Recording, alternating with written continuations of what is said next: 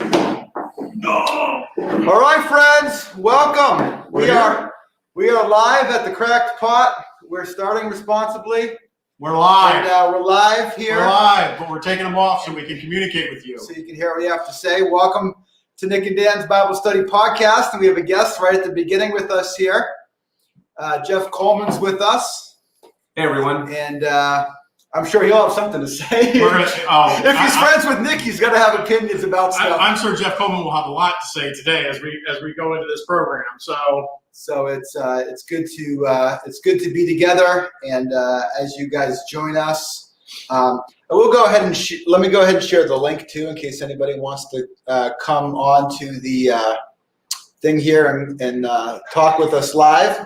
We can go ahead and do that too. I'm going to leave a comment there with that. So if you're joining us and you want to click that link, then you can join our conversation, and we'll pull you into the video feed. And hopefully as you guys come on there, who's that? See, my problem is, Nick, I get this problem now. I'm not going to be able to see the comments for all. Ashley, because my eyesight's not that good. Hi, Ashley. Hey, Ashley, can you hear us okay? How's that volume level there? Yeah, because this is very different. We brought all our technology with us today. We brought our microphones. We brought everything from our basements, or at least my basement, your back porch. And then we got in here and decided, we don't know how this stuff goes together, so we're just going to use the microphone from the computer. That'll be okay. So, guys, it's not too late if you're in the area to get in your car and drive down here. If anybody gets in their car and drives down here right now, I'll buy you a coffee. You have about an hour and a half, so depending on how far you are, Ashley, that'd be a little rough for you. Yeah, Ashley would be coming down. That's how long we go. I'm sure I can hear. Okay, that's good. I can hear you. So Jeff has his I voted sticker on. Nick, where's your sticker? Do you have a sticker? Yeah, I voted this. No, I don't have a sticker, but I voted. So how did you guys have to wait?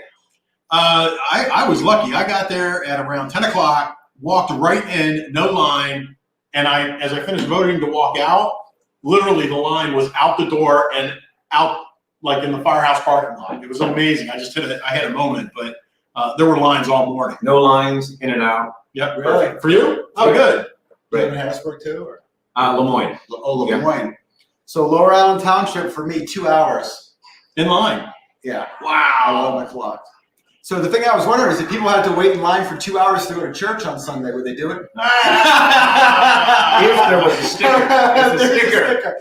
It's all about the sticker. Maybe that's it. We could probably hand out the stickers without it. So hey, it's election day, folks. How's everybody feeling? How's the Christian world? You know what, guys? I've been kind of talking about social media, whatever which has been a mess, right? Right. I've been pretty proud of people today.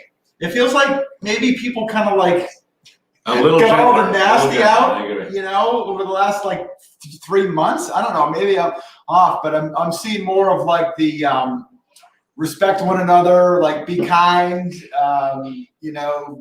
Jesus no matter what. I'm seeing more of that today. I don't know, than usual. Well, that's good. I mean, people should be bracing. I mean, I know my experience at the poll today was smiles, very pleasant.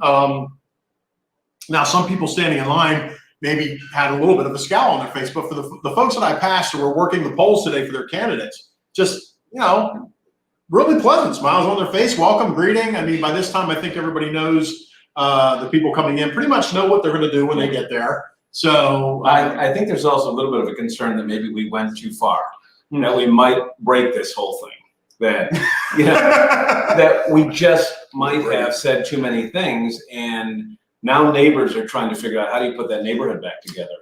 Yeah, great. When the signs come down, now that we know what you really think about what I think. Yeah, I was, my neighborhood, which I'm kind of surprised because I'm out in the country a little bit. And, you get out of the country, it kind of becomes a little bit more monolithically Republican territory. But in my little thing, there's it's about half and half of the signs, the yard signs. So, which is cool. I like diversity in that way. I like people to engage people with different ideas and stuff. And I think some people would rather just have everybody be just like me or whatever. But I like living in a community like that. I like having the discussions, but maybe that's just my personality. Well, we told a story a couple weeks ago, and Jeff actually was intimately involved with this, I believe. I think it was your idea, was the idea of, when you go out into your neighborhood and you see your neighbor has a different yard sign than you have, go across the street and Yeah. find common ground with them. And Yeah. somebody in our office, their father did that. Yeah. And it didn't start. And how did it work? How did it work out? It did not start well. It ended well, I believe, but it did not start well, just because I think most of us have gotten so wrapped up in the negativity of what's going on. And I love the way you said that, Jeff, that did we break this thing? Yeah. Because as Franklin said early on, Republican, if That's you right. keep it. That's right. And we didn't do a good job this year working within the bounds of the Republic. We have the freedom to blow this thing up. The point should be that we don't want to blow it up, right? So I think what we found out is that people, when we push the limits and say all the things, and nobody stopped us.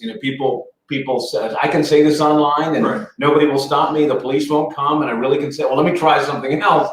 And what I was seeing in our neighborhoods as getting my exercise in the morning, you see that there are people who put signs facing each other, not for the audience, but within a foot of each other. And you go, okay, at some point, you know that they're not persuadable anymore. Yeah. We have a house in I don't live in Camp Hill, but there's these two houses in Camp Hill. And it was just, I truly pray that these people have a great neighborly relationship. I know that. I honestly do. And I don't know them, but I pray they have a great neighborly relationship. But the two houses are on the main street in Camp Hill.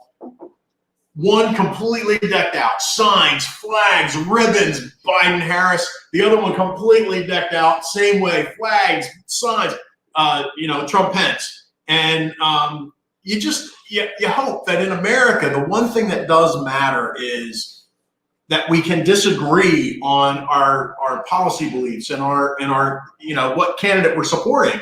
But at the end of the day, at the heart of it is whether the candidates have it in their heart or not doesn't matter. What matters is that we have it in our heart that we want to see our community be a better place. Well, what do you guys think about the, neighborhoods not being what they used to be? And we kind of, when we go online, we easily find our own group, right? Our own kind of microcosm. Everybody agrees with us. And, things that I'm hearing are saying, well, that's not great. When you live in a neighborhood that's diverse and you have neighbors that you like, Right. you care about, they're decent people, but they vote differently than you. Right. If we take voting out, they have different beliefs than you. Maybe they're an atheist, maybe they're a Muslim, maybe they're Jewish, whatever. But when you get close to somebody, it's hard to just say you're that label. That's it. Right. Right. But as we withdraw, we don't know our neighbors where we live, or our church is monolithic, or we're just on online only. That kind of breaks down, doesn't it? I think that we know when you see political families who public figures have very different beliefs. Husbands and wives who are president and first lady often have very different beliefs about big issues. But when you see the first lady or the first husband, perhaps one day, campaigning for the spouse, you realize, okay, they found something that was bigger than the one or two issues that they disagree on. We like diversity in food. We like diversity in movies. We like diversity in car choices. But this election, what it has seen is we take as a personal offense people who in our family are voting differently. Yeah. Which is going to make Thanksgiving, I think, a very unusual experience. It could. Yeah, I think it's already. I mean, maybe for those who's going to be, it's already maybe been a little bit like that in the last few years. But I don't know. It's hard to say. So, how are you guys out there in the world? How are you feeling today? You feeling glad to be an American? You're feeling frustrated? You're feeling what is it that we'd love to hear your comments and things here. Respond to that too, because I don't watch the news very often, but it's kind of funny. I was watching the other morning, and they were going over a poll. I have no idea, what the foundation of the poll was, how many people they talked her in, but they basically broke down this idea of how many people believe that election today would be the worst day of your life so far, and then they broke that down into generations, right?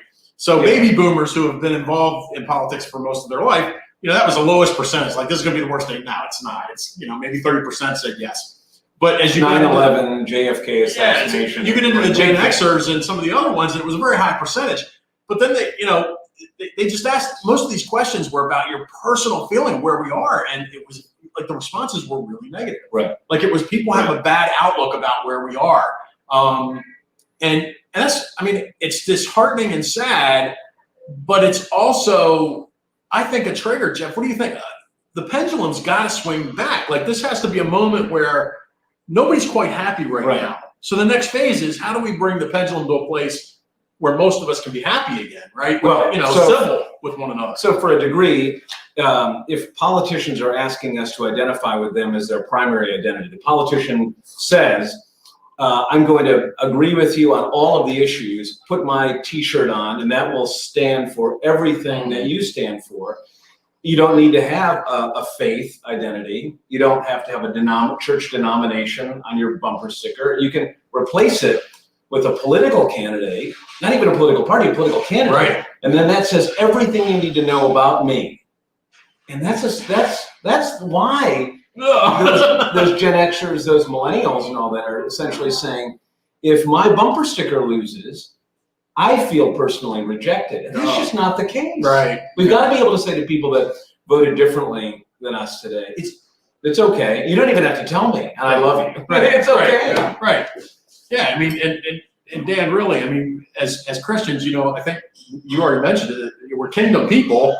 So tomorrow, what changes in our lives? Yeah. You know what I mean? Like tomorrow, it's just going to set a new circumstance. It's going to be a new environment potentially. Or maybe it's that the worst to me is, and I've been praying for this all day, please make this day a landslide. One way or the other. One way or the other. So Like, it's not, please make this day a landslide, because the last thing any of us want is, weeks or even months of uncertainty, right? Just make it clear. Don't let there be any controversy. I think we're everywhere. We're looking at the highest percentage vote turnout that we've ever seen. Yeah. I mean, I saw the numbers. They say we hit the 2016 numbers like a few hours ago. Like the total voting for 2016 was, and that's not the whole after work crew and everything else. That's crazy. Yeah. So people are coming out. The problem is we're as a country, we're divided. Yeah, but I mean, if you think about it, we're so much better off if a large percentage of people come out and voice their opinion, even if it's an opinion of the moment. Because quite honestly, I would love to meet most of the candidates running right now, because I'm pretty sure that the impression left of them on the television was the biggest lie I've ever seen in my life. I saw some of the worst campaign ads this time, just tearing down the character of other people, because they run from a different Not party. just carrot, I mean mocking. Oh, it's unbelievable. Deep mocking. Unbelievable. Republicans and Democrats mocking. Yes. Yeah. Right. Totally disrespectful. And I think that's one of the things that we, as far as in Jesus, right, have to reject. That way. Hello. We have guests coming in. Hello. We have guests coming We need in. to get some more opinions here, because our opinions. Why do we have to be quiet? We didn't want to be nice. Oh. Yes, some of y'all, if you're part of a church or if you're a pastor, those people that they sneak in the a back. couple minutes late, and then when you're wrapping up the service, they sneak out. They don't want to be known. They skip the offering. They need to go to a mega. Yeah. No, Jeff. The secret, they just put like $1 in. Right. Or some change. It's folded up, so you can't tell if it's a 20 or whatever else. But those are the people that go to mega churches. They don't go to little things like. Oh, now be careful now. You're being judgmental. I just see the numbers just dropped. You're being There's judgmental. nothing wrong with it. I'm just saying, if you want to get lost, you don't go to a 100-person church. Oh, that's true. You know what I mean? If you want to get lost, you go to a 1,000-person church. And Ashley, I'm just reading Ashley's last comment, so I'm not following the train because my eyes are old and I can't see. But this is such a true statement. let me go. When do we get her question? When do we? Yeah, go ahead. When do we get to the point where we need to board up businesses on election day out of fear of riots? Yeah. Man, oh man, what a great perspective that is. I was watching the news and I was watching in the big cities that put these boards up, and I'm going, oh my goodness, really? In the freest nation in the world. I was at a coffee shop this morning, similar to this location, but not this location. And the owner said, look, we've put everything away that's valuable to us. We just finished getting all of that out of here. And then all of the surrounding restaurants had all been closed. So that's on one side of the river. That was Harrisburg. On the other side of the river, there were people complaining because there were large trucks circling around and around, loud, no mufflers, the polling place, so they had a completely different fear. But both people operating out of fear Right. for different candidates. Right. Yeah. That's unfortunate. Like that's the downside of our culture and our climate right now, right?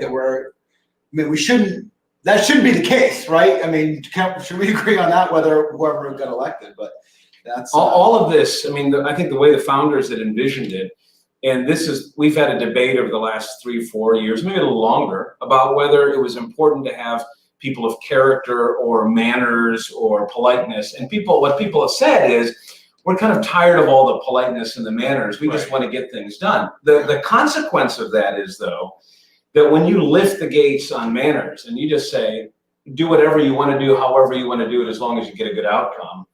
We've never believed that as a country. We've always believed that ideas have to be grounded in some kind of a moral framework. When you lift the gates on that, we're in trouble. Yeah. Because the rules all go away. And I keep saying, what's happened over the last couple of weeks, and again, please don't hear me if you're watching us, please don't hear me that I'm judging one way or the other. I'm simply saying this. When we get to a place where Senate rules change based on the immediate circumstance, that the protections of 200 years now can be set aside because we want to get our way. So when, a vote gets taken on maybe the Supreme Court justice, and then the threat gets made, well, we'll just pack the courts after. It's like, I'm not saying, I am saying that all that's wrong, but I'm not trying to make it a partisan statement. What I'm trying to say is there are protections in place because wise people understand what can happen with the freedoms that we have in this country. If we use them badly, which is kind of the road we're walking down right now, riots are going to happen. And people are going to get hurt. And people are going to get angry. And this side's going to lash out and that side's going to fight back. And then it's just going to turn into something none of us want. Yes, I mean, we have certain laws and then we have certain other principles and values as a country. But then also, for us as Christians, we have things that aren't, no one's going to come and arrest us or fine us if we don't follow Jesus. Right? But there's things about our faith that should constrain the way that we operate, that we say no to some of the things that are going on, not because we can't as Americans, but because we shouldn't. So that's the question then. Does a Christian in a polling booth think as a Republican or a Democrat, or is there a second citizenship? Is there a citizenship in heaven? That's Christians have always viewed this. Historically, the idea was above that. We're visiting here. We're visitors. This isn't our home. We're passing through. Aliens and foreigners. That's right. Yeah, that's right. So when we look like we live here, we're going to defend the house no matter what. So if you're wearing red or blue, you essentially defend everything blue team or red team does. And you can only see the fault in the blue team or the red team. Yeah, and I think that's, just to be kind of frank, personally, that's something that disappoints me. You're wearing blue. I am wearing blue. I didn't realize it. I'm wearing Disney, and I did that on purpose today. I feel like at times, not always, but the church has kind of lost that prophetic voice of that some level of independence. Like I think it's okay, and I think probably most Christians kind of align themselves more than not with one party or another. I think that's normal. I think that's fine. But it seems like we so easily do line up on those sides, and we can't say, as, for example, as a Republican, I really don't like this about where our party is or where our candidate is. And, but in the same way on the Democrat side, instead we feel this, I think, Jeff was talking about these allegiance to the kingdom. And then we have, I like this way of thinking about economics, about policy, about whatever. And sometimes I worry that we don't have those things in the right. But aren't you afraid of the socialists and the communists and the Democrats or the Republicans? So when people are hearing that, they say, okay, I get that. Nice. You want us to be nice. But we're concerned about socialism or democracy being watered down, or our votes not being counted, or voter suppression. Everybody has a fear. The New Testament gives us this model of saying, if you follow Christ, you are going to joyfully accept the plundering of your property, You're going to get what? You're going to get. Hang on, It's going to be rioting. It's going to be looting. All your stuff's going to get taken away. Your iPhone, all your stuff. And what the American position steps in and says, okay, but we're Americans first. So you should have all your stuff and be a follower of Christ. And I think that's where the friction comes in as a believer, that it should look, as a Republican or a Democrat, as a Christian, you can take all my stuff away, but you haven't taken anything away, because I'm a follower of Christ and he's given me and promised me everything I need. So a Christian should be able to go to the polls and say, I really can trust God's hand that no matter the outcome, I can now go back to loving my neighbor with the Trump sign or the Biden sign stronger than I did before, because I know we're different and love demands that I love that person. I mean, it's just, it's so freeing. And we got to not get caught up in the circumstance, right? So tonight, we might have an answer, we might not. Tomorrow, we might have an answer, we might not. We can't get caught up in whatever that circumstance is. We have to do exactly what you just said. The next 24 hours will be another fabulous opportunity for Christians to shine the light of Jesus, right? We can be the calming voice in the storm. How many people will choose to be the storm? But can I take one last shot? Right, seriously, how many people are going to choose? We brought the devil's advocate today. How many people are That's going to choose the to be red. the storm? It's like, or the faith. You mentioned about the socialism and the communism and everything too. When I hear that coming out of the voice of ordained people, basically, for me, and this is my opinion, and it's a strong one, but it's my opinion. Fear mongering, It's right? not the only one he's got. Like fear mongering. Like, tomorrow, if I wake up in a socialist country, I'm a follower of Jesus Christ. I'm gonna love my neighbor. Yeah, same address. If I wake up in a communist country, correct. It's going to be cold and I'm going to be hungry, but I'm going to wake up and love my neighbor. But right? that becomes the test then, right? If the communist government comes and takes your stuff away and says you can't plant a garden, or all the proceeds of the garden have to go to the state, the idea of who we value and what we value and who we worship suddenly becomes pretty clear. Right. Like, and oh, by the way, all of a sudden the church prospers. Yeah. correct. Because now we're leaning on the right authority. Yeah. Correct. Well, Correct. yeah. There's going to be people though that are going to say, but don't we still want the best, that we can have right now? Sure. I don't think either of us would want to dismiss that. But the point is that I think it's revealing in a sense though, where we put our deepest, our deepest trust, our deepest identity. Here's the, you maybe want to call it irony, maybe you don't, but here's the thing that people just can't seem to figure out. If we consistently live into the best of this country, the best that this country has to offer, then this country is going to do just fine. Right. It's when we dive in, like when the negative and the fighting and the civil disobedience, when that starts and we choose that as our method, that the country truly becomes at risk. And that goes back to what you were saying earlier. That previous generations knew, you can fight like a dog, you can believe passionately, but there comes a point where the whole is more important than the individual part. Yeah, we've kind of lost it. We don't have a lot of opportunities. I think an election gives us one of these opportunities to do. I was thinking today about the Amish nickel mine, and I remember being in Harrisburg listening to the reports of the shooting and the death of those innocent children, and then immediately, right away, the reaction of the Amish was to forgive the shooter, and then in the days that followed, go to the funeral. So the question is, for people who are cheering for red team or cheering for blue team, but who have kind of a cross as the sign over their heart, when over the next few weeks, are they going to lean in exactly the way that those Amish did in nickel mines? So, we love you, and the world looks at that and says, "What? Why are you loving us that way? Right. You didn't vote the same way." Yeah, and here's the interesting thing, Jeff, about that too, is that if you were to ask, and there's been a lot of interviews and books ever since about that Amish situation. If you would ask, was that hard for you? Did you, those people, they didn't sit back and have a conference and wrestle with, should we forgive? Should we forgive? Should we love that family? Should we? The point is, right, that's their character. That's how they're raised. It's their culture. It's their beliefs. And those are the things that work themselves out naturally or supernaturally or whatever. But it's what we're trained to do. But there's still an element of Christian friends out there who say, you know what they should have done?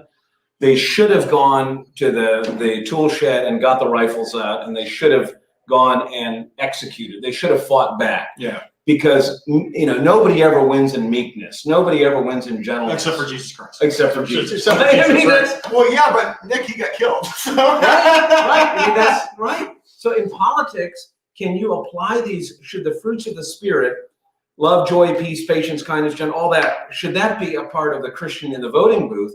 Or are those fruits of the Spirit suspended during this election period? And then so once that's over, and then I'll bake you a casserole and we'll be Christians again, Yeah. And it's not a matter. I got a comment came in, and Dick Warner is awesome. So thank you very much. What's up, Dick Warner? And he asked a question. This is so legit. Then why do you vote at all if it doesn't matter who's in the White House? Yeah. And that is such a great question, because it does matter who's in the White House. And what matters even more than that is the character of the men and women who put that person in the White House, right? So yes, as U.S. citizens, it's our civic responsibility to vote. We're part of the process. And you're right, Dick, it matters so much. But it's like that whole message, when we lose our character foundation, then we can't be surprised when the men and women who run for office also are lacking character. It's when we start to stand up and fight for the people of character. That's what matters. But we can't devolve into what we've done. I think what we've done as Christians is we have said, because the vote is tied to things that we care so deeply about. The dignity of the individual, the right of a human being to flourish and raise a family and own a home, all that stuff. Because of all that, the vote is more important than being a good dad, being a good mom, taking out the trash, mowing your lawn, being a good neighbor. Voting is one of a dozen things that are a part of the duties of a citizen on any given hour. Right. So November 3rd is as important as the 2nd and the 5th and the 7th. Right. Right. He said, and Dick again continued his thought here. He says, all it takes is for evil to advance is for good people to do nothing. And we're certainly not advocating that good people do nothing. What we are advocating is that good people remain good people and don't become the evil that they dislike. So that was, Edmund Burke said, all that is necessary for the triumph of evil is for good men to do nothing. But he's the one who also advocated and said, look, you cannot do this system without moral actors. Right. You have to be, manners are important because they put a gate up on our worst impulses and instincts. So we can't go out and say, we care about unborn babies, we care about people getting fed, we care about people, in their state, and so we're going to help them out, or we're going to give them the free market, or whatever it is, a program, whatever. But at the same time, be unglued from the morals that guide and the purpose that guide why we do what we do. Yeah. Because then the whole message gets lost. Yeah, and I'm going to go back to something you said earlier about how too many people nowadays place their identity in that candidate, right? Yeah. And no matter who we vote, like our vote on election day, our Christian vote on election day, should be a culmination of us doing research on those policy issues that matter to us, and that should lead us to the end game. And then a lot of times, I would say I get why sort of there's this generic. Well, actually, I can't even say I agree with that. I was going to say there's this generic rationale out there, and I don't think it's necessarily true, where if you're Christian, you're Republican, right? Because I know a lot of Christians who are much more, their heart is much more on. Can I tell you something? I met, when I got into politics, I kind of felt that. I thought there was a Christian side and there was a non-Christian side. Right. And the Christian side was the Republican side. Right. And then I met my first real deal liberal Democrat who was a Christian, who loved Jesus more than his party. Right. And I said, are you kidding? Really? And the more we talked, the more I questioned the way that I approached. I was convinced how I was convinced, but I really do think that God allows people to be convinced, to be Christians in a Democratic Party, to be light in the Democratic Party, and certain people are called into the Republican Party and the Libertarian Party for whatever purpose God has. Right.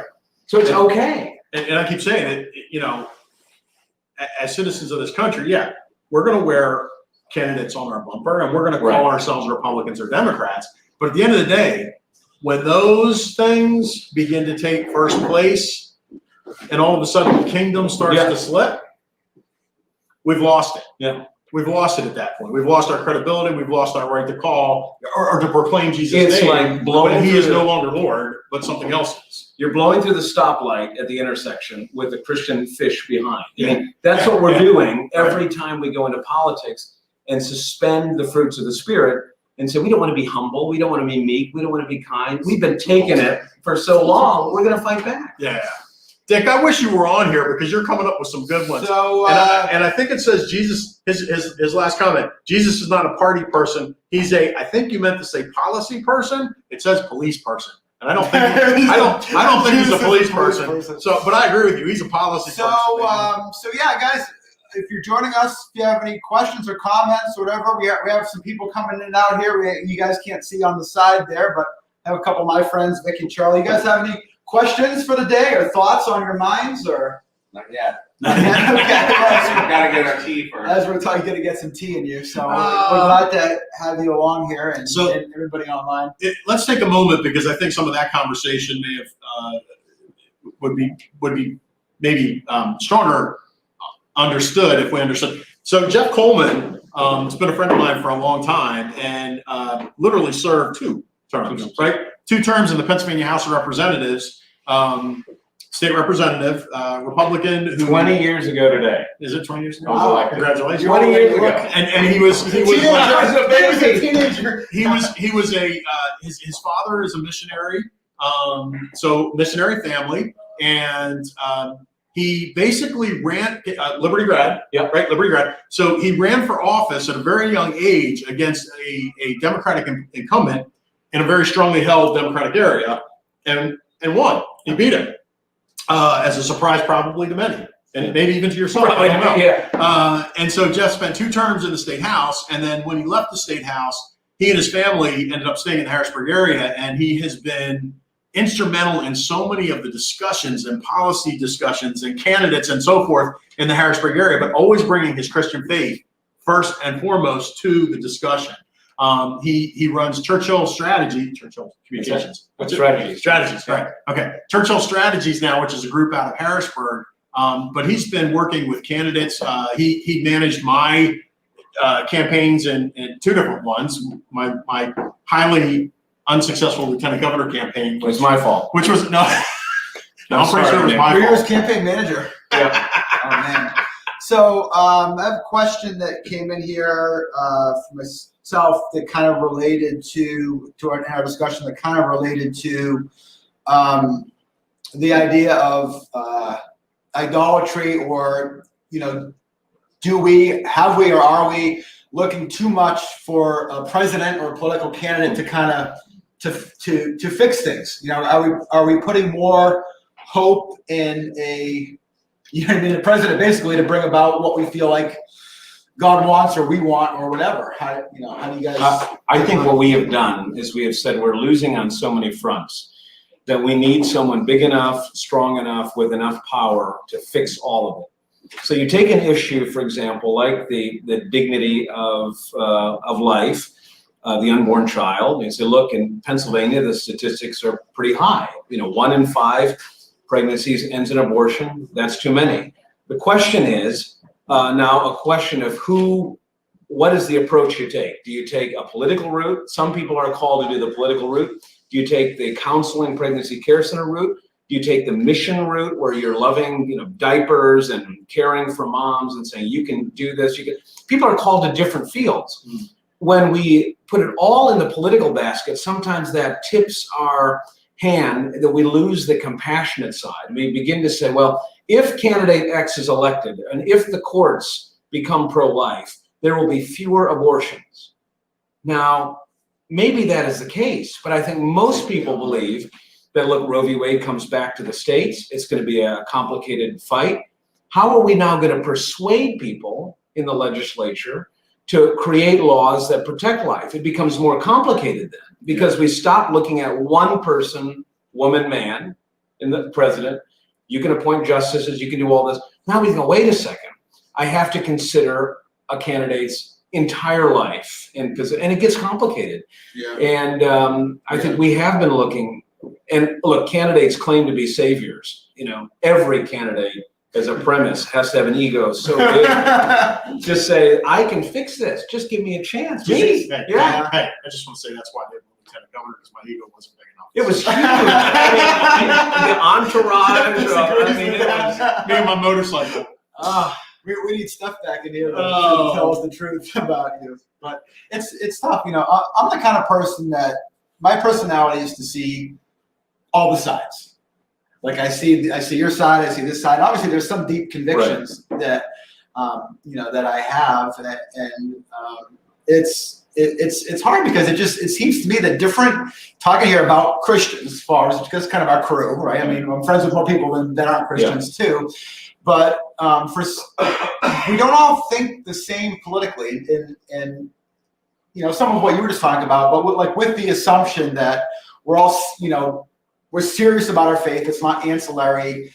For most, that we're serious about some of the same issues, right? Like, I don't know too many Christians that are just like, yes, they're going to have abortions. Like, who cares, right? Like, pretty much are pro-life. But some, like you said, kind of take different approaches. And some, I guess, weight things differently. Like I just know a lot of people that issue is so big. Yeah. You know, the abortion issue is so big that it eclipses everything else. Right. And I don't necessarily want to fault that, Right. but for other people, that I think it's like an instinct. Like this Sure. is like this is it. Sure. Like, and for other people, in some ways, it should be. In some ways, you say, look, there are things like the right to life, the right to breathe. You know, is so important. So it does inform our views of racial justice. It does inform our views of poverty. It does inform our views of the vulnerable life in the womb. Here's the problem. The problem is when the political consultant, me, comes in and says, candidate who doesn't have that many convictions, and this is how you get those Christians. This is how you get those evangelicals. This is how you get those Catholics. All you have to do is do these things. Right. What some people would say is it doesn't matter if that person really believes it, as long as that person, he or she, does what we want to do.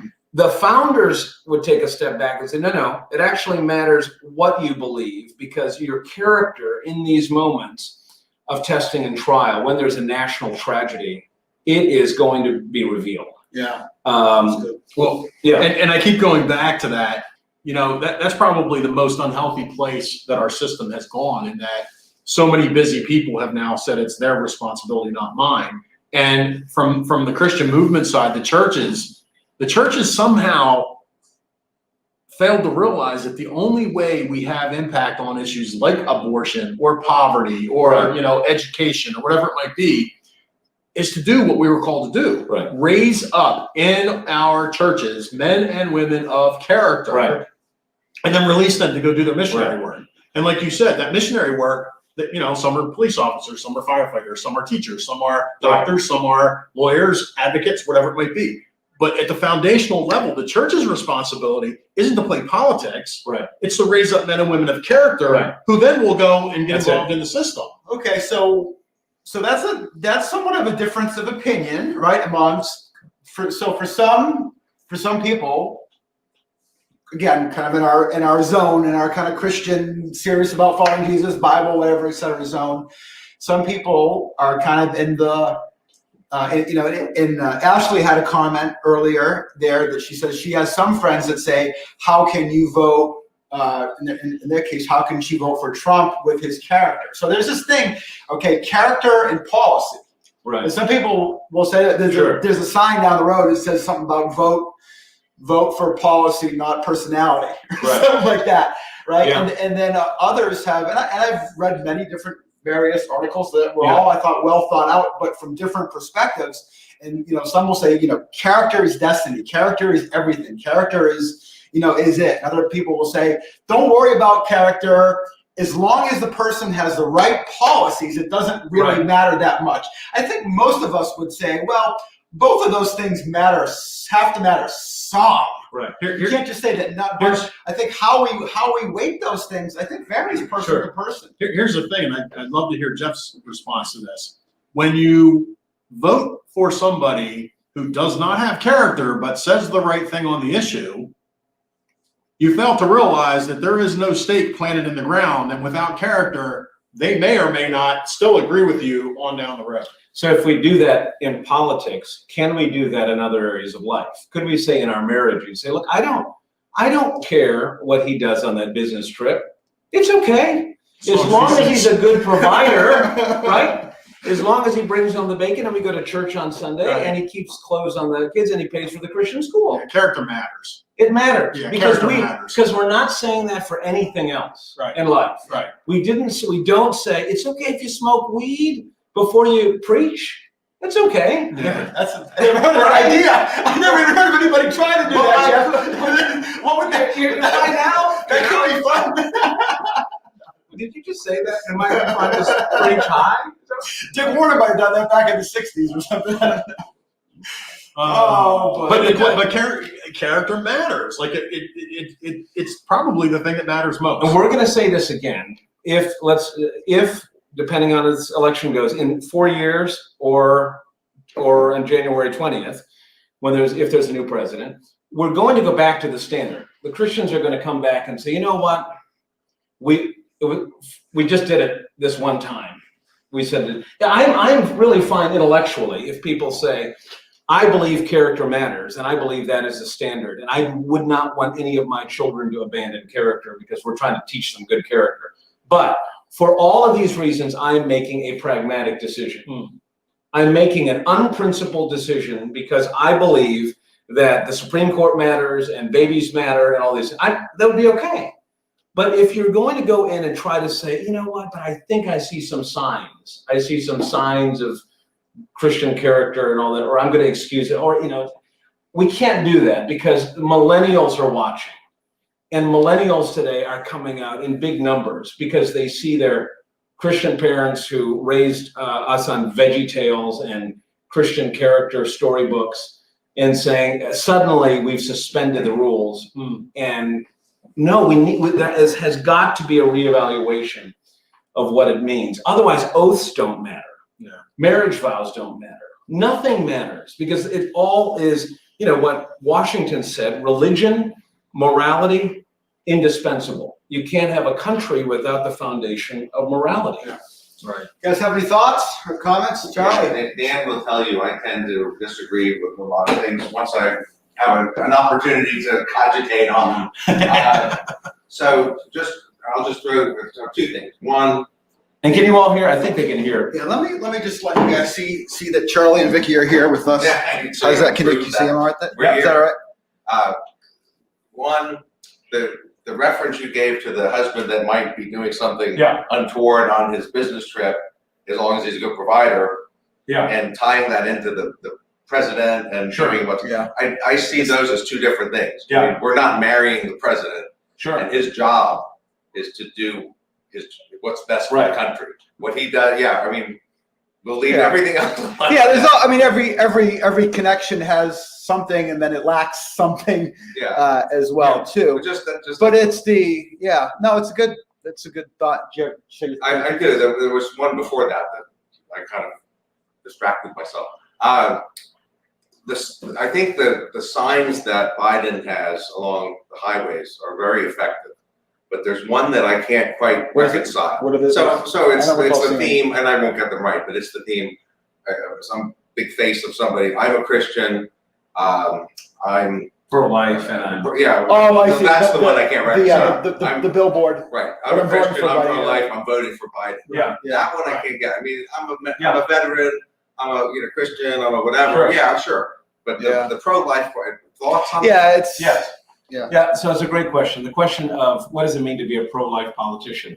And in the old days, you had this position where many even Republicans held, which was not my position, which was that I'm personally opposed, but I don't believe that laws should reflect my morality. All of our laws are grounded in morality. So we make moral decisions based on what's right and wrong. So we say, before Roe v. Wade, there were laws in the states, at least 30 of them, that recognize the unborn life as a human being deserving constitutional protection. After Roe v. Wade, that was lifted. If Roe v. Wade is overturned, it goes back to the state. So the question is, could you have a politician say they're pro-life, they do the pro-life things, and not believe it, essentially. Or is being pro-life more complicated than that? Can you be pro-life in one area, the unborn child, but not be pro-life in another area? Catholics wrestle with this. I'm not Catholic, but they wrestle with it on the death penalty. They wrestle with it holding this tension. If you want to take a life here, but you want to protect a life here. I don't want to complicate the issue. I think a life is a life, but our laws come downstream from the culture in a way. Sometimes we want to say we want the laws to lead and the culture will catch up. Well, what we're going to have essentially is, if we don't have, the reason I think the morality piece is important is because you have to have leaders who can explain, not that they just are pro-life. Because I served in the House with a lot of people who were pro-life, but when a big vote came, they didn't vote pro-life. So I view it as, look, we need a president or a senator or a governor to help us understand why life should be protected.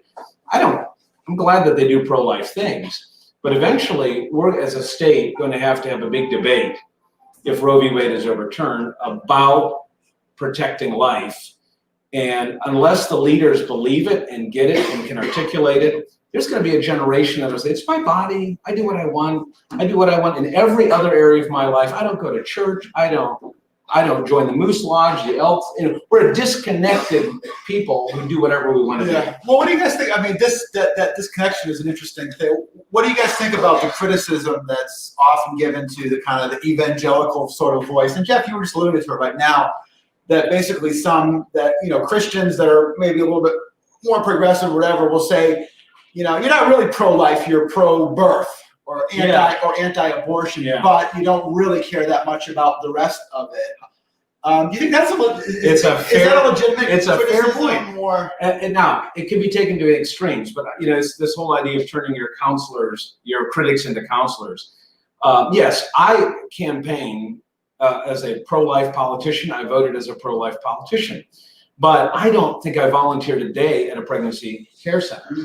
I don't think I ever remember being a part of a diaper drive or going over to now, as I'm married now and we have kids, I'm a little more aware of those things. So yes, we have helped moms out, we do help families out, but there's so much truth in the other side politically. When they look at us, we shouldn't immediately be offended by it. We should say, is there any truth? Because they're seeing it differently. If the LGBTQ community is not feeling love because there's a disagreement on a policy issue, we have to be able to say, just that we may have a policy disagreement, but I love you. Mm-hmm. And we can be friends and neighbors, and we come into our home and but we don't do that anymore. We don't even have food with people. Right. That don't share our political views. Right. That is a hard thing to do. It's like, after the Biden signs and the Trump signs go down, what is the likelihood of Biden neighbor going over to Trump neighbor's house saying, you want a barbecue? Because you don't want to have that conversation. Yeah. Yeah, and I think I wish I would just see more people growing and wrestling within their own thing, instead of just we create this, these gaps, and we sometimes make everything political, right. Whereas we talk about, people, and I think, Jeff, you mentioned a couple times, younger people, well, they're not going to. But think about it, younger people are not joiners. They're not joining churches. They're not, swearing in for memberships. They're not joining fraternal lodges. They're not, they're not signing up for Book of the Month. They're not doing all these things that a generation before did that connected them to other people. They're not knitting together. They're not. Social media has replaced community. And you can look at somebody's profile and you can immediately decide if you want to unfollow them. And you don't ever have to listen to their story. You don't have to know if they support Biden or Trump because they had abuse in their background, or they feel a certain way because they had an abortion, so they feel judged or indicted because you're a Republican, or they struggle with some issue and area of life, and they don't feel that your policies have addressed it. I mean, I think what this vote told us this year is that it got so personal, and everybody had to think through, why am I doing this thing? But in the process of that, we almost put on this jacket of personality, decorating our cars, our houses, our buying sweatshirts, t-shirts, saying we're on one team, when really we do have so much in common. Yeah, I'm going to throw another thing out to shift it. Here's the other thing. There's no room for people to realize that public policy in America today is far more complicated than any of us quite realize. So there's very little room, breathing room for understanding, Correct. right? And so I can remember a story back when I was county commissioner. I mean, one of the things that the public officials always wrestle with are the things that sort of are subsidized programs. So like transit, buses are always going to be subsidized. They are never going to recover money. They're there for people who don't have vehicles. Government paying for the bus to run. Yeah, I mean, and you can choose whether you want to have that or not have it, but if you're going to have it, you're going to subsidize that to a very high degree. And I can remember as a county commissioner going out to a meeting at a church and just going over some things, sort of a briefing town hall meeting. And one of the guys in the audience, I'll never forget this. He basically was telling me exactly how we should be running the transit company because and it's like, I'm like, dude, back off and understand you don't know as much as you think you know. And I don't say that from any other perspective other than, you know what? It also shows the death of civil conversation in our country where if I disagree with you, my first step should be, help me understand where you're coming from. Correct. Right? But that's your position. Right. I want to understand where you're coming from. We may still disagree, and I may still think, whatever. You're off. You're all jacked up. Yeah. I might still think that, but at least I owe you the dignity to say, I want to understand why you think the way you do. Christians should be the safest people to tell anything to without us being shocked. Right. If we are aware of what Christ has done for us, and we know our own hearts, somebody should be able to walk up to us and say, do you know what? I had an abortion 2 weeks ago. And my instinct should not immediately be a political response. Right. But should be a I love you response. How can I help? I can't believe you were in that position. I think what we're confusing is that friction over public policy, we forget that people are supporting a candidate because they personally feel that the other candidate is going to hurt them and hurt their lives. That it is the worst day for Democrats and it is the worst day for Republicans if the other side loses or wins. The Christian gets to stand in the middle and say, if either side wins, nothing has changed about my relationship with God. Nothing has changed about my relationship with my neighbors. In fact, everything you said, Jesus, in the Bible, if we would follow you, is coming true. In this world, you will have trouble. Right. But fear not. Right. But we're walking around without the fruits of the Spirit.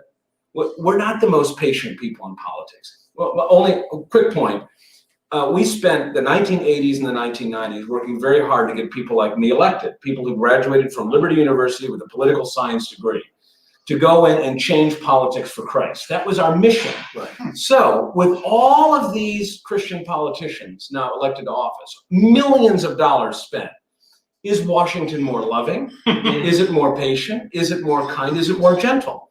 And what people that might be the one of the day, guys.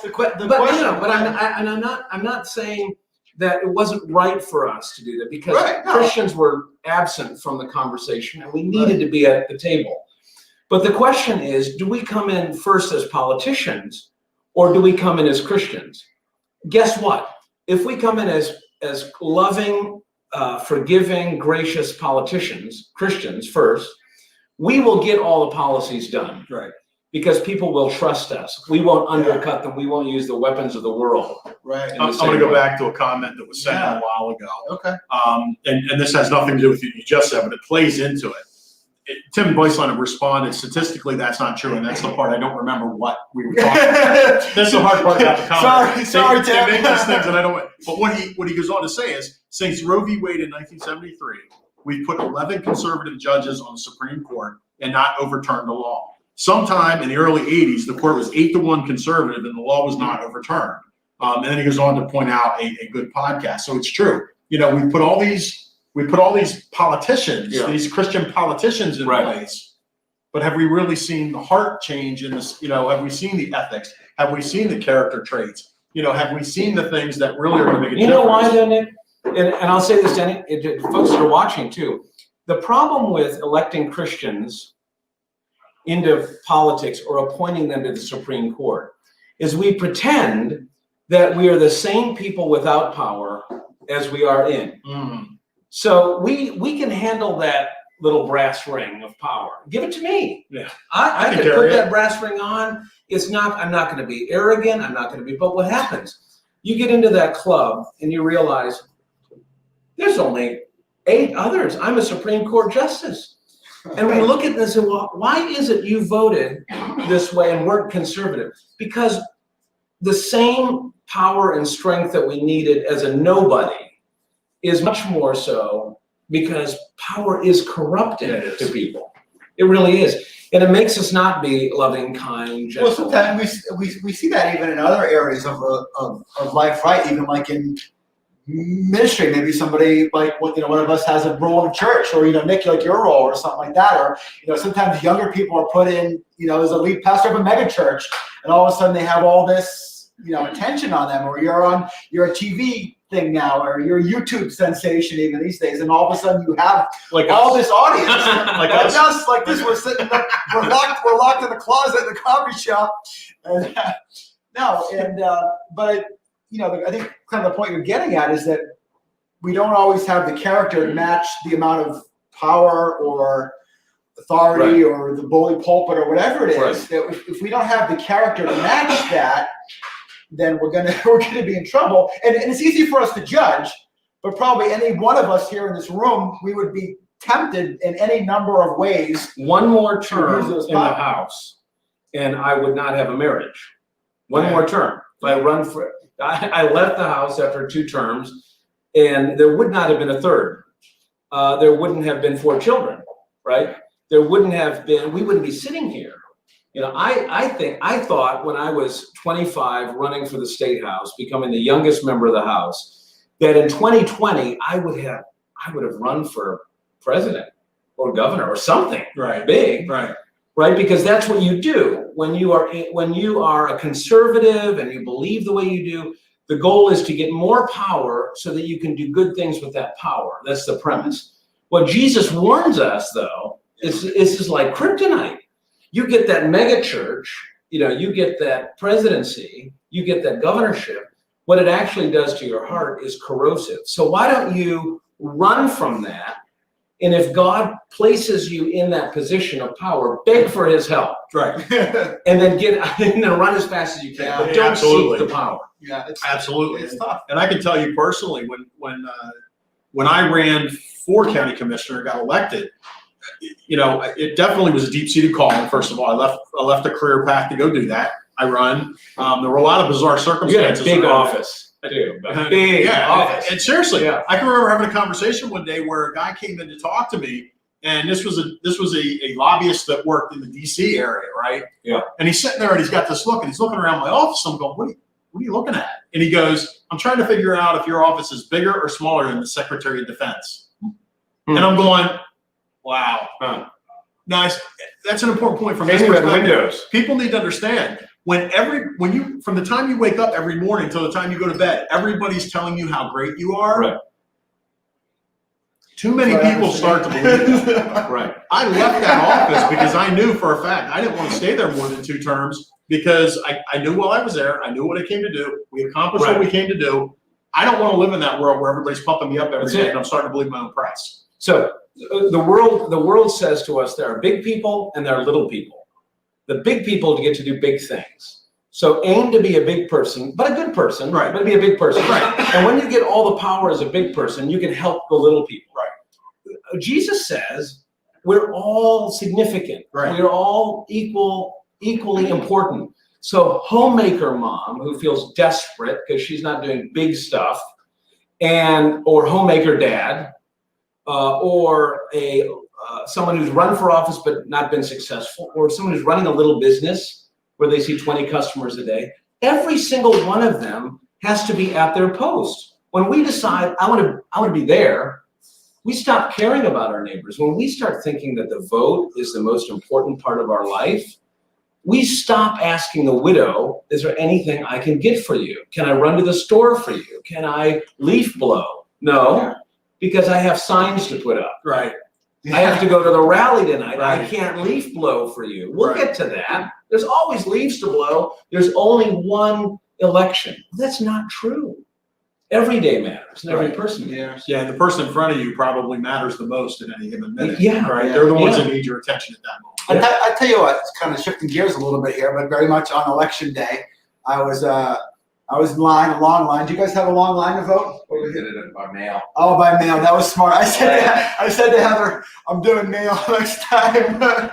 2 hours at CLA for me to wait to vote. But here's the thing. I'm standing there in this line that I said at the beginning, this long line to vote, and I'm thinking about, you know, all these people that are waiting here for 2 hours to vote. It's just, wait a minute, you know, these individuals feel like it's worth their time, right? That my vote, if you didn't think your vote mattered, you wouldn't be standing there for 2 hours. Yeah, right. I mean, I didn't have a strong thought, but I had a little bit of a thought of just like, you know, because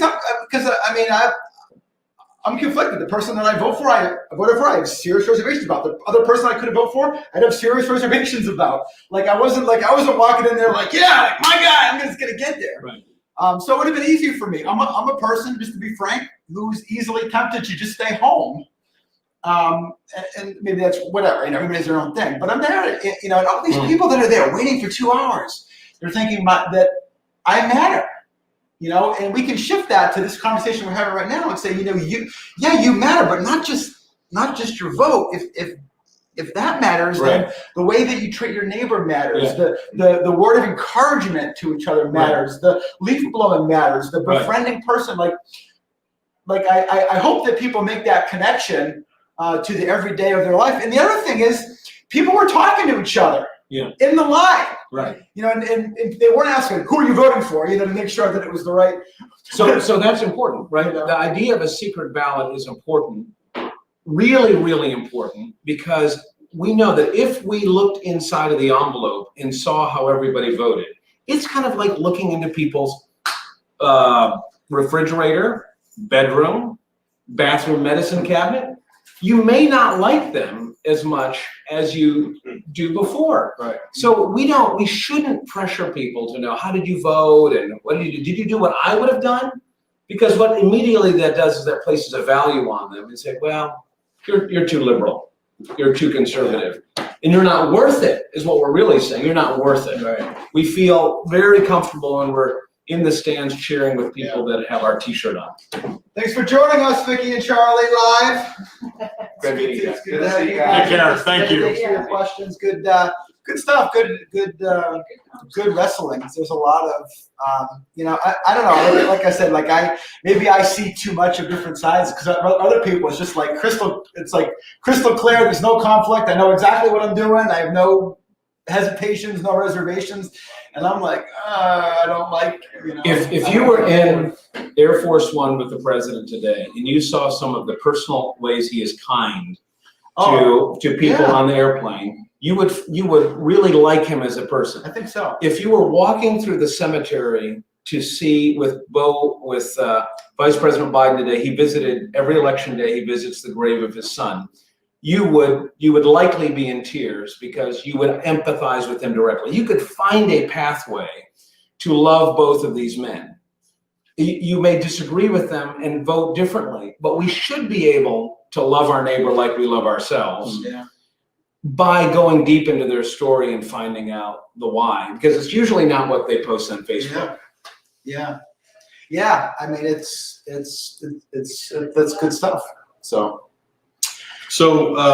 you know, kind of, we've gone all over the place today, which is good. I mean, we've talked about a lot of things, and I think we've talked about a lot of good things. And somebody that's paying attention to what we're sharing, I think, has a lot to think about coming away from this discussion. But I'm going to bring it back to this: what you do the rest of today and how you wake up tomorrow and what you choose to do tomorrow really matters a lot. Yeah. Right? Because we have no idea. I mean, this could be, you know, as I said, it could be answered tonight. It could be 3 months from now. Yeah. Our our responsibility is to love people. Yeah. Like it's to step outside of the chaos and try to bring peace. It's the opportunity to actually say, what does it mean to live a life of contentment in any circumstance, right? And so, trying to leave people with an idea, you kind of got to prepare for that. Yeah. Like you got to have in your mind today, you know what, regardless of what happens tomorrow, I'm going to do the best job I can to wake up and walk outside and say good morning to my neighbor, right? Or whatever it might be. The very first podcast we ever did, Nick, was about being content in all circumstances. Yeah. Right. And so that kind of gets back into, and we talk about like idolatry or putting too much focus on a political savior or something like that. Like that, that's not necessarily intended to be accusation. It's more like check your heart. And that's for us too. That's not just saying like, well, I'm above all that, but you all are, falling right into it. We can all, like the power thing, we can all so easily fall into, oh, if only this, then it's going to be all right. And so we do need to sort of say, can we say like Paul, if Whatsoever state. if it's whatever, if it's the canon I really want, if it's the total opposite, am I still going to be, okay myself? But then the other thing is that we can still, the things that matter to us, we can get involved with. Yeah. It's not just about waiting for the next election. But do it differently. Yeah, like so. Say pro-life is your lifeblood, the unborn, just like the thing that matters to you. And say Joe Biden gets elected. Well, you don't have to just run home and be upset about it. You can, that's fine. But you can also go down the street here in the Capitol Hill Pregnancy Center and get involved. Right. You can get involved, or maybe President Trump is reelected and you're concerned about refugees and immigrants. Well, you can do something. That's it. For that. You can, you know what I mean? It's like whatever is the result, it's not, you don't just get to go home. You can do something. And as a matter of fact, even if your person is elected, you should probably still do something. Right. Because like we said earlier, so often it's like, oh, okay, now we're going to get the right judges, so we don't have to worry about it. Well, no, it's all this stuff is more complicated than that, much more complicated. And if rioting breaks out, if looting breaks out, well, what the world should be able to see is as soon as the Christians arrive on the scene, everybody goes, phew, the Christians are here. Here comes love. Here comes patience. Here comes kindness. Here comes gentleness. Overwhelmed. Here comes self-control. Right. And because Christians, God has strategically positioned Christians everywhere, every building, every news media outlet. There are Christians who work at the New York Times and Fox News and MSNBC who are strategically positioned, who are praying for leaders around them and loving and serving and doing things that have nothing to do with the agenda of those big stations. Right. Yeah. And if you really want somebody to consider your thoughts, your first action shouldn't be to try to do the best you can to offend them. So come at them as the peacemaker, but come at them. I'm not saying don't come at them with a different perspective. Right. Yeah, we got to share our perspective. But how? But share it with civility and kindness. Yeah. And as Scripture also says, if they're not ready for it, it's okay. It's okay. Yeah. Right? I'm gonna go find the next person who might But be you don't ready have to do it all in a huff either. Oh, No, you're just repressing the truth. And it shouldn't be. It shouldn't be that. They're just not ready. Right. They're not ready. Think to have. Or maybe there's something I need to. Maybe I'm not ready. Maybe I'm not ready. And for some of us, it is. We're not ready to see the validity in the other, any validity in the other point. We're just, so locked in our own, our own thing. So it's, we gotta have a strong dose of humility, I think. Yeah, you do. Is the thing. And that's, you do. And I think that's our kind of hope, in this stuff. So I'm gonna get up here and see if there's any more. Yeah, because there hasn't been any comments. Oh no, some comments have come through. We have this thing in so many different places. I have it on my Facebook, and it's on your Facebook, and it's on our one here today. So, Linda. All right, George Jensen. I will be making sure that everything is doctrinally sound. This is George's humor here, kind of, sort of, for us. I will be making sure that everything is doctrinally sound in this presentation. It does not represent the name of the coffee shop. I said to Katie downstairs there that the car is going to be coming up to protest the crack pot because of what we're saying here. Well, we swore too that when we did this, it's like this was not going to be about the partisan perspectives. It was going to be how do we live together. Right. How do we live together in a divided nation? So I want to thank the Crackpot too. Not that we're ready to end it right now, but I want to thank the Crackpot too for making space available to us. Yeah. Um, And the Cracked Pot guys, if you're in the area, you've not been here, they just have this lovely ethos over this place. It's like, it's very like Christian known, Christian run, but it's not like, in your face. Right. You know, like if you came in here and you're an atheist, you'd still love it. yeah. You know what I mean? But there's just a loving environment, and the best conversations happen around here. It's the kind of thing that fits our ethos of what we're trying to do, here as well. So it's a lovely place. I have here's the logo. It's gonna be backwards though, right? Because of the camera. No, that's good. Cracked Pot. Look at that. Yeah. Okay. So good stuff. Good place. What else, folks? Online here. So, joining us. Jeff. Yeah. Your television show. Talk to us a little about that, so the people with us can. So I've been working with a gentleman, Reverend Joe Watkins, who many years ago worked for President George H.W. Bush. You ran for lieutenant governor. Didn't He you? ran for lieutenant governor. He did. Yeah. Anyone who's near me apparently doesn't win. But I wasn't running his campaign. Okay. But anyway, he's been I voted for pastoring. him though. When I. No. He's pastoring a church, the oldest historically black Lutheran church in Philadelphia. He volunteers to do that. He's been doing that for 20 years. And then just about every week, he has an opportunity to go on national television, Bloomberg, MSNBC, CNN, as the Republican commentator. But he's for years been wanting to do a program that allowed the gospel to come in. He says, look, I can go so far talking about politics, but I can't really talk about the rest of the story. So we have now filmed the 10th episode of Joe Watkins' State of Independence on Lighthouse TV in Harrisburg. It's on Channel 60 on Friday nights at 8. And really bringing those two worlds together. That we had Andy Card, President Bush's chief of staff, the other week, talking about President Bush's devotional discipline in the morning. And just a quick story, he said before President Bush would look at the intelligence briefing, he said, I was the first person to see him in the Oval Office in the morning. He would reach to his left, open the drawer up, read his devotional, read a passage of scripture, and then put the intelligence briefing in third in that lineup.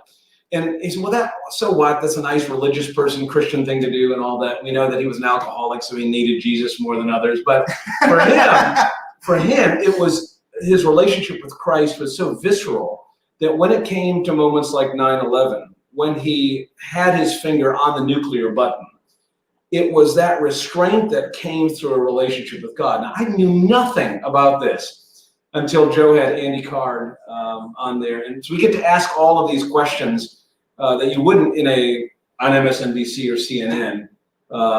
It's a 30-minute show, and our goal is to really promote Christian virtues and values, Like that. but without it being a religious show. Right. So, Yeah, and I wish I could remember the correspondence name. That was John Gizzi. that was great. Yeah, I mean, White House correspondent, a guy with 58 Rolodexes, literally knows everybody in Washington, and you don't realize it. Here's a guy in the White House press room who has this deep, deep personal faith. And so we asked him about the faith of presidents last week. Tell us about, That's interesting. was this real? Is it fake? Who was a pretender? And, Yeah. Interesting thing. Yeah. I mean, it's neat to. I love that. I mean, there's so much of what we do, like politically, there's like debates and stuff. Right? Yeah. Where it seems like there's very few kind of personal, and even when they do try to do an interview that gets personal with a politician, it seems like there's so much guardedness because, and unfortunately, I think that's part of our culture because we know that if you show any vulnerability, they're going to jump on you. Correct. And so you can't really. Well, faith is where you're at the most vulnerable. Yeah. So faith is the part where you can't really fake it. You can fake it, But it's But always when it's always other people faith when Yeah. you're making it. but when you're right. So when you're on a show and the premise is, can you tell us how your faith actually informs who you are as a person, as a journalist, as a politician? It is really something. We had Wintley Phipps the other day, who's a famous gospel singer. He's sung at all of the inaugurals and prayer breakfasts and all that. Gaithers, he's on with the Gaithers a lot. And he's been around all politicians. And I said, so tell us a little bit about what that's like and why it doesn't go to your head. He says, I treat compliments like fiery darts. That if a compliment is coming into me, I go, whoa, wait a second. What are you doing? Before you say to me, oh, that was beautiful, brother, you should sing that again. Or I've got a guard because, no, praise the Lord, that was Christ in me. What you just saw, that nice thing, that good thing, that perfect note I hit and held for 5 minutes, that was Christ, because without him, He's a me, I'm but a he mess. can do that me. So, Yeah, no, it's good. You have to have that humility, I think. Well, it's tough though. but it's not something you can learn. It is literally humility. We know comes out of a relationship with Christ. That you can fake it, you can control your instincts, but then when somebody cuts you off, or when your son or daughter says we voted the wrong way, Yeah. it comes out. So Yeah, no, that's good stuff. So good conversation today. Guys, I've really enjoyed it. thanks for having me. Well, It's fun. fantastic. Were you time? We're good time still. Anybody have any comments or thoughts here today? And come in front of the screen here to get it. So that's just George. That's George still. So yep. Looks like we're coming to a Not too close. much. So yeah, we're kind of wrapping up here. So hopefully if you're looking for some really strong partisan stuff, that's not our deal. It'd be really great, Nick, is if we had this. Maybe the next time we have an election, we'll have someone that's kind of pretty strong on the Democrat side, but a solid Christian, and someone who's on the Republican side. Not just wearing blue and red. And then we'll sit in the middle, and Yeah. but we do want to have and I guess different. Maybe people think differently too, based on kind of where they're at and where their churches are at. Yes. I mean, it's easy if your church is in a particular place where 90% of the congregation kind of votes one way. Although maybe that's a little bit even more careful about that. But I think some of the best voices are the ones that are in a church that really brings together people with different political kind of, because there is a common denominator. It's and easy. the common denominator is Christ. Yeah, and it's easy. It's as human beings, it's really easy to throw red meat to the people who basically believe what you believe. Yeah. It's much more difficult to challenge them to struggle with the same things you're struggling with. Yeah. So it's not always easy. It's not good for people of like mind necessarily to hang out with one another. Sometimes you got to mix it up because in that you realize how much about the world you know. Well, that was really the essence of the first century church, right? That it was so. That's why there was so much strain in Paul being writing these letters back, because the Jews and the Gentiles and all this stuff, they couldn't be more different, right? Except for that they believed in Jesus together, and so there was that common bond, but it was a hot mess, right? Because they disagreed about so many things, and I think that makes for a lot of maturity if you can work it out. But so often it's easier just to segregate, right, and kind of say, well, we're these kind of Christians, But that's and they're a those very kind of lonely Christians. world. For those, Well, people like it though. Yeah. I mean, to a certain extent. And have there been things, people that you guys have kind of found that have been helpful voices recently as far as navigating stuff? I think there have been several, and there have been a number of people who have been thinking about what is happening to this national moment of the breakdown of community. Even if you take the church out of it, the idea of community, of belonging, of joining, of being a part of something, other than maybe a sports team. I mean, sports, the military are kind of the last two. But if you think about the generation that came out of World War II, they were going from the cohesion of military units into VFW halls, Legion halls, the Elks, the Moose, the Shriners, all of these organizations that had a purpose, and they were reconstituting the things that really mattered, which was fraternal relationship. Yeah, those are all breaking down, and my voice is just about to go. No, we're just about to wrap up, but I've been talking a long time. That's something that was on my mind earlier in the conversation. It's a real shame in a lot of our communities too. the breakdown of the fraternal organizations that always did so much. Like when I was growing up, I can't tell you the amount of projects the American Legion donated money into, Right. or the Kiwanis and all the good that those community organizations did.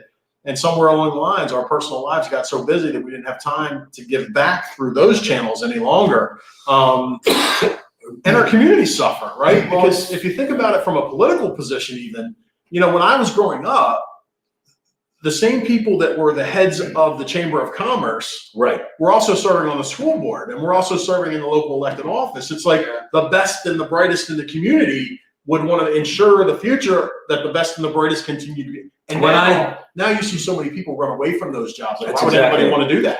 And I don't think a lot of those organizations are coming back. No. And I don't. And the trouble is, we can say so by default is to say, well, it's okay. We have the church. We don't need the Kiwanis and the church. Church can do that. But the problem is, right? The church is going to be mostly people that are Christian people. How do we, those community organizations? You could be, however many serious Christians, nominal Christians, non-Christians. You could still be a part of the Lions Club or the Kiwanis Club or whatever it was, Rotary. You name it.